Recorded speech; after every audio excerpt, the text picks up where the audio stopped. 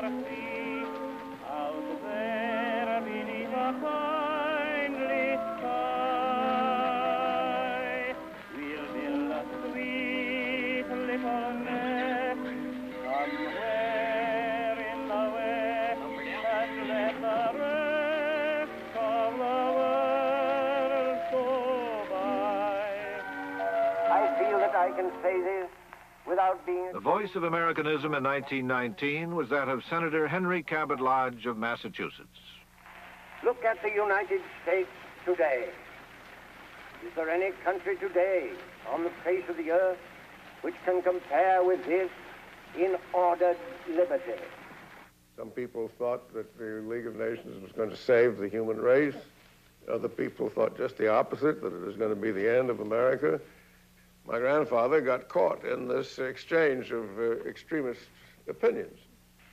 I will go as far as anyone in world service, but the first step to world service is the maintenance of the United States.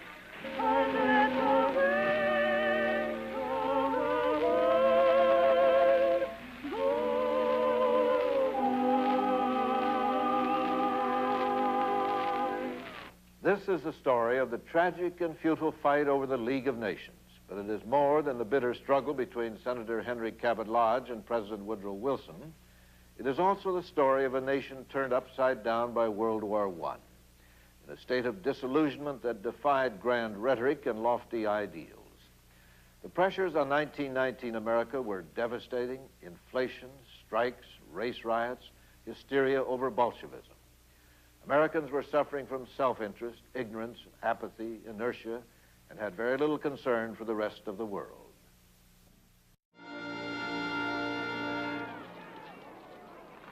Post-war America was, in the words of one senator, in a state of shell shock. The focal point of agitation was an uneasy American labor movement. In 1919, 4 million workers walked off the job in 3,600 different strikes.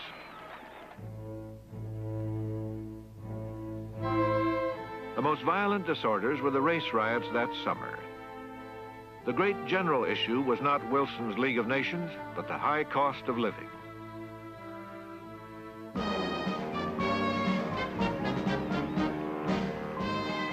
Woodrow Wilson had spent a heady 2 months at the Paris Peace Conference in Europe.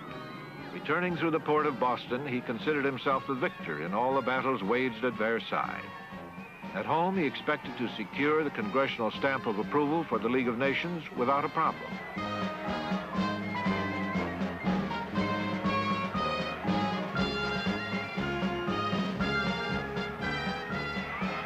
The heartening sound of welcome drew the president into a serious blunder. He chose to announce his peace program to a gathering in Boston.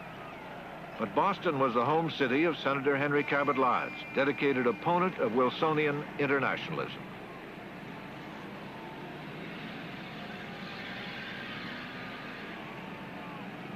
Wilson's speech would be doubly inappropriate since he had asked the Senate Foreign Relations Committee, which Lodge headed, to remain silent on the League until he met with them.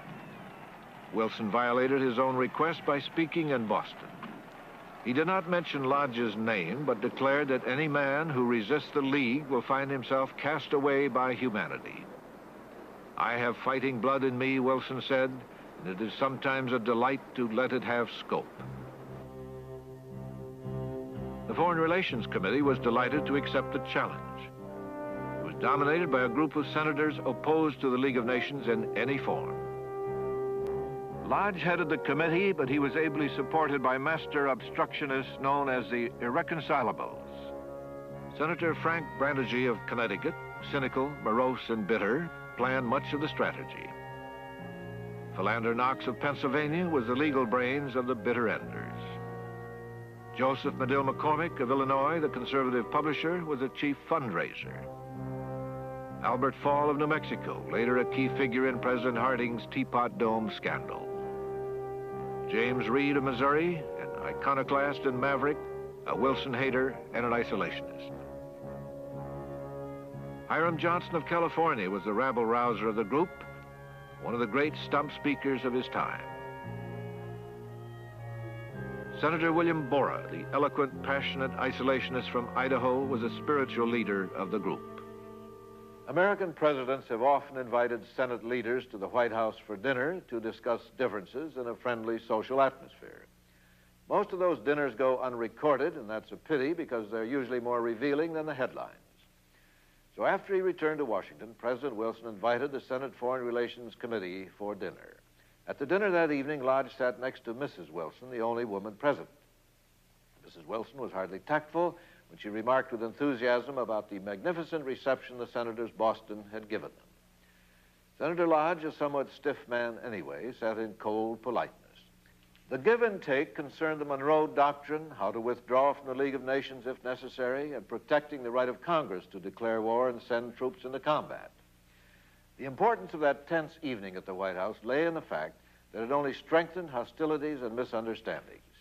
Afterwards, Senator Lodge said the president's performance was anything but good. He told us nothing.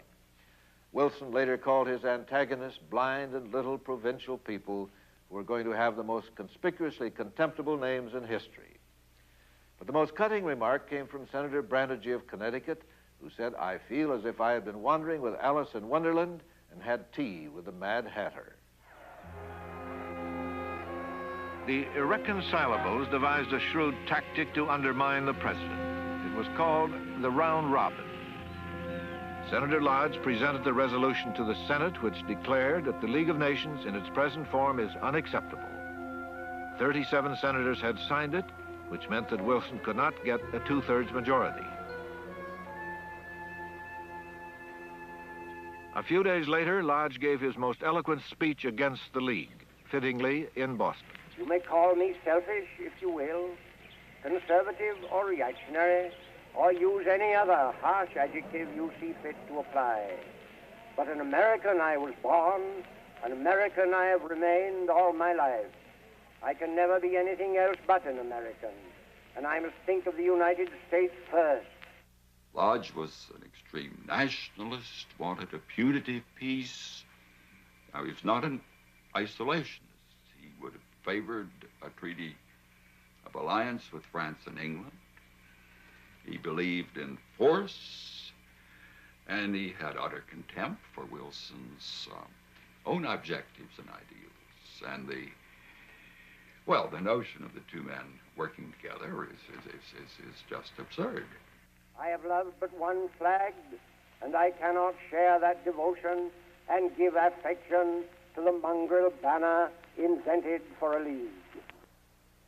Well, people thought that he was negative and was against any kind of peace organization. Well, that really is not true. His position was that he favored ratifying the League of Nations covenant with reservations. And the principle of one of those reservations was the one that said that U.S. troops would only be used subject to a resolution of Congress.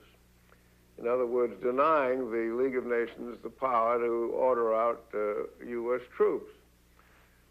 Well, today, nobody would think of saying that the United Nations ought to have the right to order out U.S. troops. There's a good deal of feeling that the U.S. government shouldn't have the right to order out U.S. troops. Lodge, the patrician from Boston, found a natural ally in the populist from Idaho, William Borah.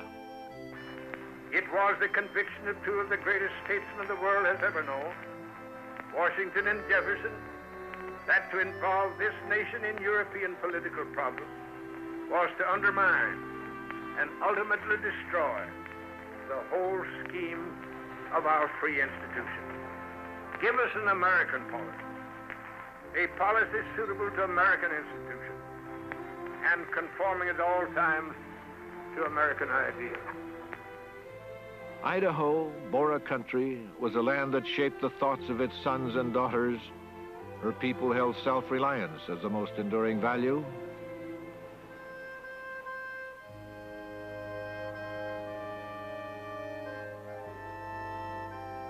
This is Borah country, unmovable in its attachment to isolation. Borah's hometown, Boise, was like most small towns in rural America, captured in Sinclair Lewis's 1919 novel, Main Street. This is America, he wrote, a town of a few thousand in a region of wheat and corn and dairies and little groves. Its main street is a continuation of main streets everywhere. The only ardent new topics were prohibition, the place where you could get whiskey at $13 a quart, recipes for homemade beer, the high cost of living, the presidential election, Clark's new car. Their problems were exactly what they had been 2 years ago, what they had been 20 years ago, and what they would be for 20 years to come. July 4th, 1919. It was the first peaceful, settled summer since the war began. It was quite a day. In Chicago, nearly 20,000 fans saw young Jack Dempsey become the new heavyweight champion of the world. The Chicago White Sox would be accused of throwing the World Series that year. And for the sum of $125,000, the New York Yankees would buy a promising young outfielder named Babe Ruth. On July 4th, 1919, President Woodrow Wilson was at sea on his way back from the Paris Peace Conference.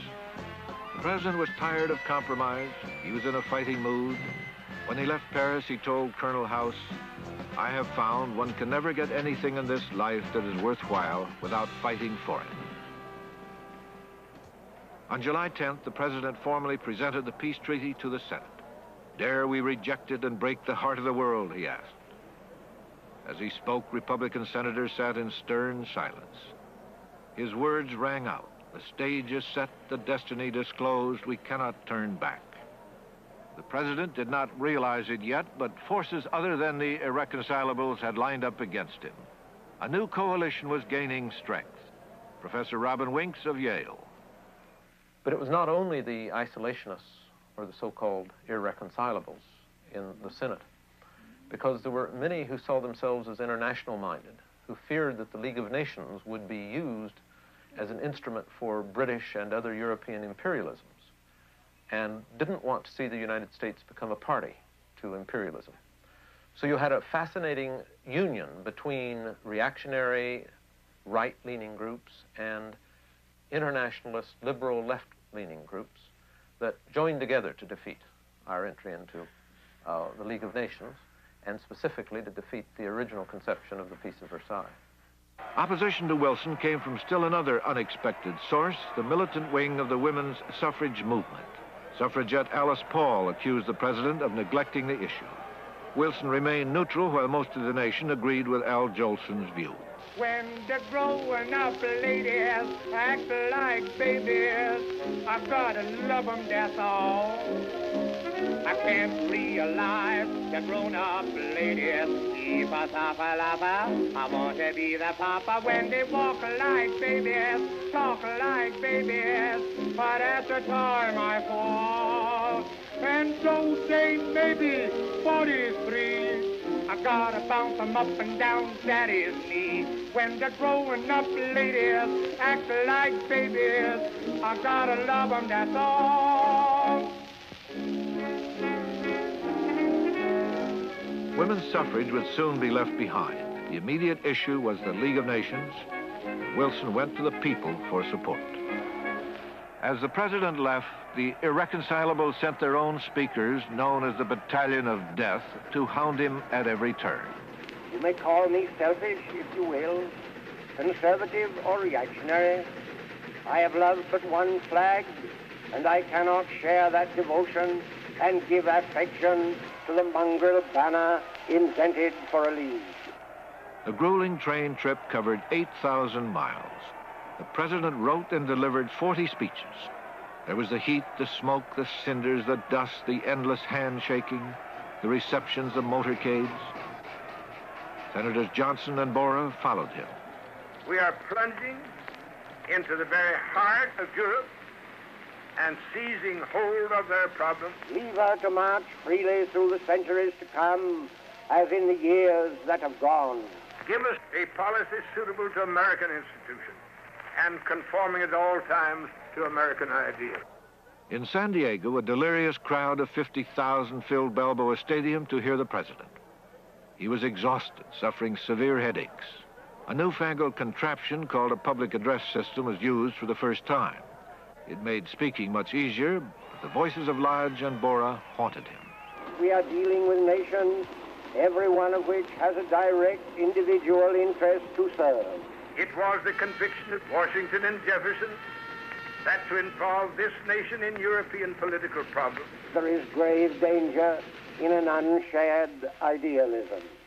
and ultimately In destroy. Pueblo, Colorado, Woodrow Wilson gave the last speech of his public career. At the Pueblo Railroad Station, the nightmare journey reached its climax.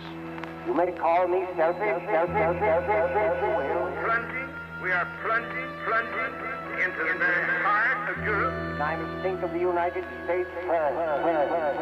Give us an American policy. An American policy. Allegiance. Washington and Jefferson, Flag. I have loved but one flag. those ancient quarrels and controversies. Banner. Intended for The president's fragile health gave way. His head throbbed in pain. He had trouble focusing. Dr. Grayson canceled the rest of the trip and rushed him home. 5 days later, Wilson suffered a severe stroke. Dr. Edwin Weinstein. He was paralyzed on the left side of his body, and he was practically blind. Wilson also had a condition that is common after damage to the right hemisphere called anosognosia, which means lack of awareness and knowledge of disease. And for many months, Wilson seemed not to appreciate the seriousness of his condition and not to realize that it made him incapable of carrying on the duties of president.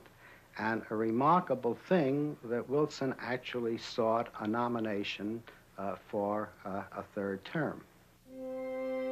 Wilson was desperately ill, but neither the cabinet nor the public was aware of his critical condition. The president's mind was clear, but he was physically enfeebled and emotionally upset. Mrs. Wilson shielded her husband from anything that might alarm him. She isolated him from the outside world. Just 2 days before the crucial vote on the treaty, this is how Woodrow Wilson looked.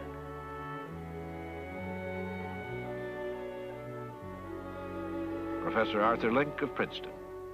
It has often been said that Mrs. Wilson was the first woman president of the United States. I once asked Mrs. Wilson that question.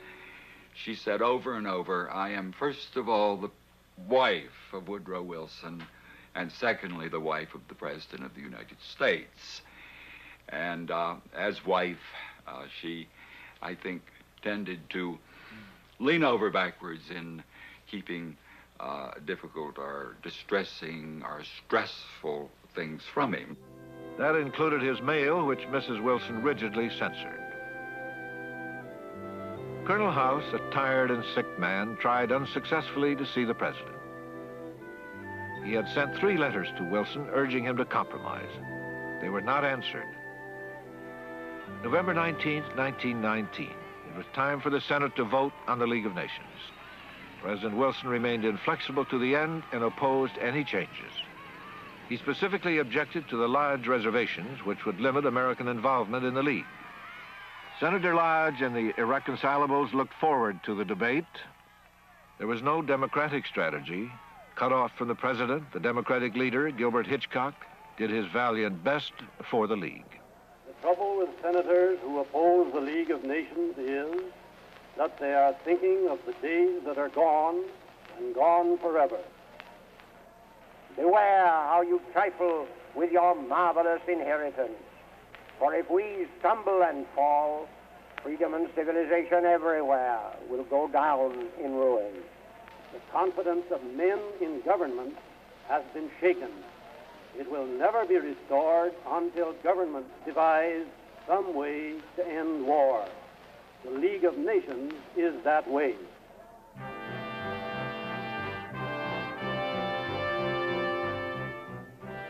The Senate rejected the Versailles Peace Treaty that day because Woodrow Wilson refused to compromise.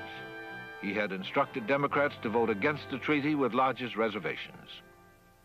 I felt that if President Wilson had been in his usual good health, a a compromise could have been reached, and the United States might well have joined the League of Nations.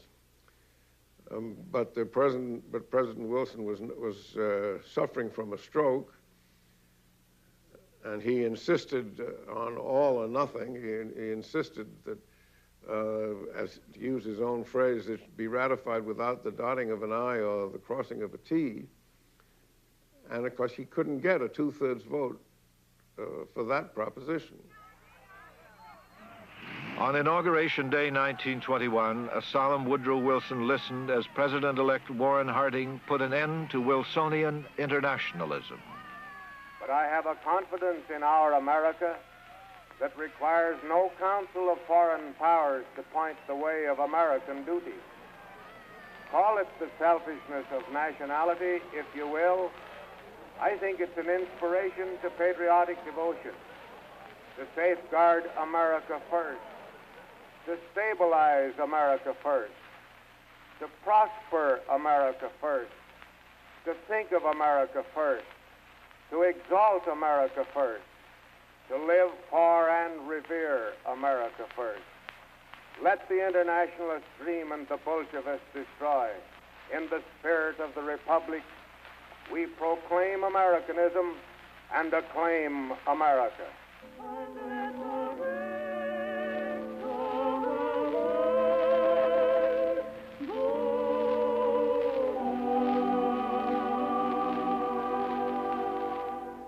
Woodrow Wilson, the incurable idealist, lost the most important battle of his career, and it was unnecessary. Had Wilson compromised, the United States would have joined the League of Nations, and we'll never know how that might have changed history. In the words of one historian, with his own sickly hands, Wilson slew his own brainchild. He could not stand compromise, and this was his tragic flaw. He had a moral view of life that saw issues in black and white with no shades of gray. But Wilson was a sick man, and as his biographer said, perhaps he would have yielded in the end if disease had not dethroned his reason. Woodrow Wilson tried to lead us into world affairs. He believed in internationalism, but we were not ready for it. In the end, we took the advice of George Washington, who had warned against entangling foreign alliances. We reverted to our traditional isolationism. And in the course of events, the U.S. Senate laid both hands on foreign policy, control it would not give up until December 7th, 1941, Pearl Harbor Day.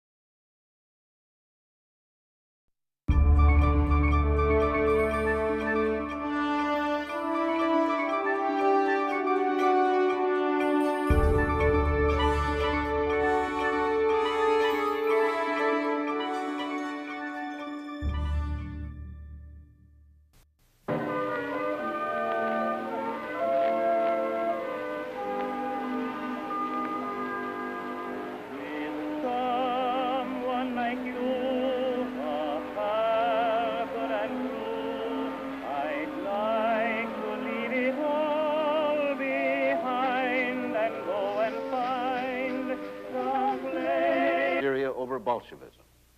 Americans were suffering from self-interest, ignorance, apathy, inertia, and had very little concern for the rest of the world.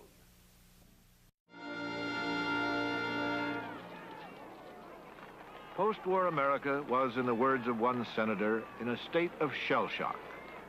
The focal point of agitation was an uneasy American labor movement. In 1919, 4 million workers walked off the job in 3,600 different strikes.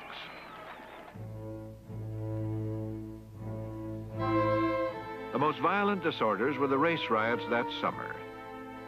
The great general issue was not Wilson.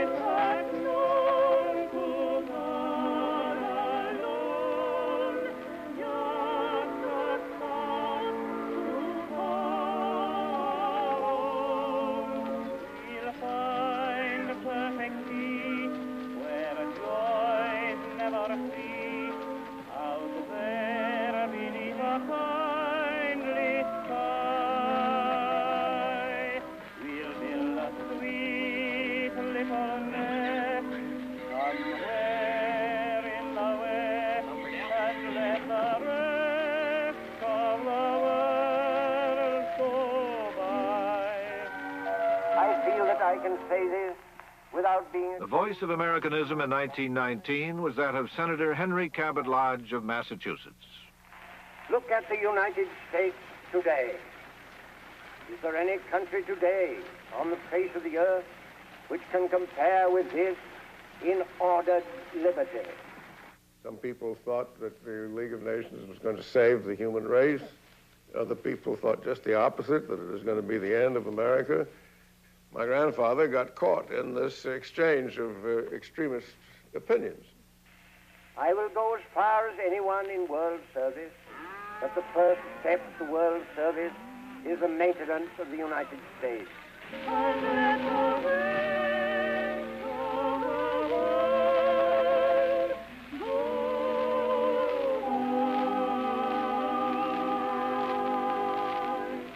This is the story of the tragic and futile fight over the League of Nations, but it is more than the bitter struggle between Senator Henry Cabot Lodge and President Woodrow Wilson.